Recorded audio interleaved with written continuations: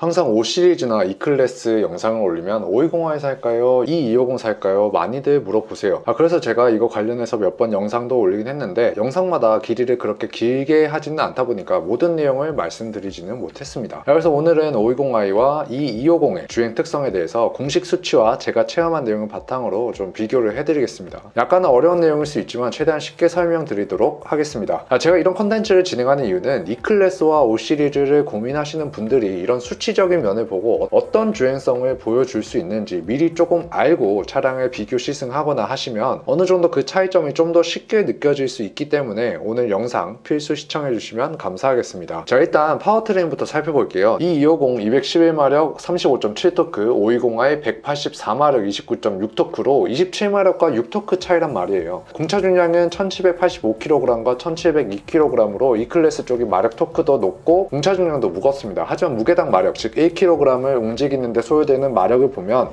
E클래스 8.4, 5 시리즈는 9.2로 1kg을 움직이는데 소요되는 마력을 보면 E클래스는 8.4, 5 시리즈는 9.2로 E클래스 쪽이 좀 더 적은 마력으로 1kg을 움직일 수 있고 토크 또한 5 시리즈보다 높기 때문에 제로백을 보시면 E클래스 쪽이 0.8초 빠르죠. 자, 그럼 여기까지는 누구나 알 수 있는 건데 좀 더 자세한 수치를 살펴보면서 E클래스와 5 시리즈의 주행 특성을 살펴보겠습니다. 이 주행 질감, 특히 엔진에 따른 주행 질감은 단순히 마력과 토크에 의해서 결정되지는 않습니다. 엔진의 압축비, 엔진 실린더 내부 보호 스트로크 수치, 기어비에 의해서 세부적으로 결정됩니다. 자, 아주 쉽게 설명드릴게요. 제가 지난번 520i 시승 때 이제 파워는 약하지만 굉장히 자연흡기 엔진 느낌이 난다고 말씀드렸습니다. 터보 엔진 특유의 터보력이 느껴지지 않고 자연흡기 엔진처럼 부드럽게 가속한다고요. 자, 그 이유를 다시 한번 더 자세히 설명드리면 520i 이놈은 터보 엔진임에도 불구하고 터보의 의존도를 낮추는 대신 엔진을 고압축비의 롱스트로크형으로 세팅해서 그렇죠. 자, 압축비, 롱스트로크 둘 다 어려우시죠? 자, 간단히 설명드릴게요. 압축비라는 것은 피스톤이 실린더 내에서 상하 움직임을 할 때 피스톤이 가장 위로 올라갔을 때의 이 면적과 피스톤이 가장 밑으로 내려갔을 때 이 면적의 비율을 말하는 거예요. 자, 그럼 이 면적의 차이가 클 때 압축비가 높다, 그리고 이 면적의 차이가 작을 때 압축비가 낮다라고 말하는 거죠. 520i의 압축비는 동급의 E클래스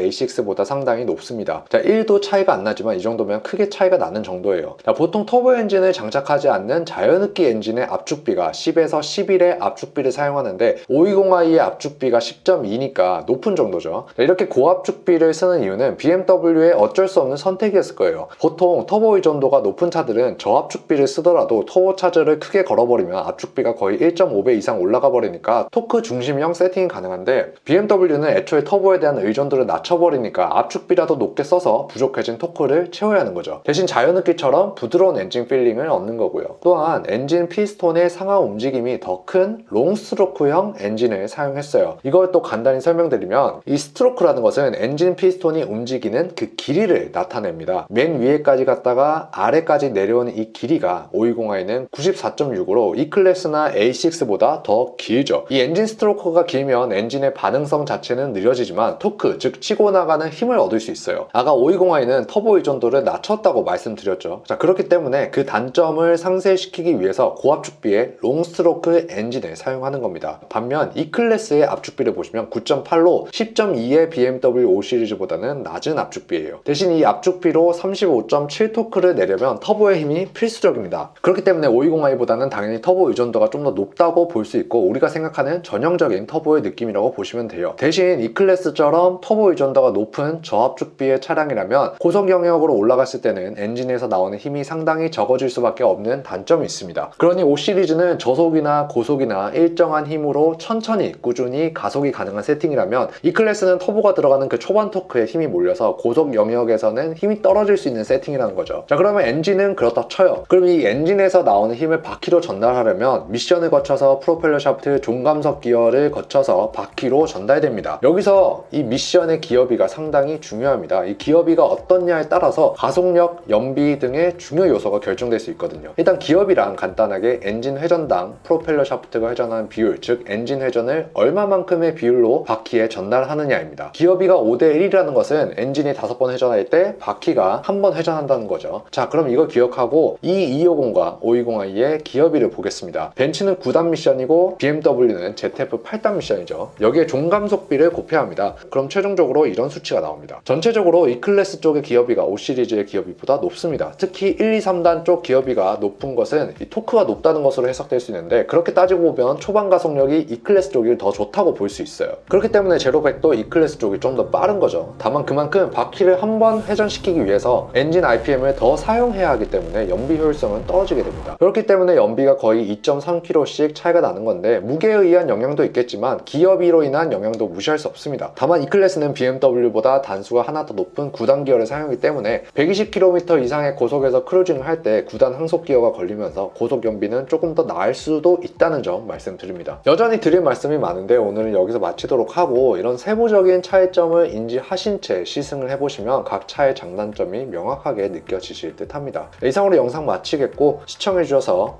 감사합니다.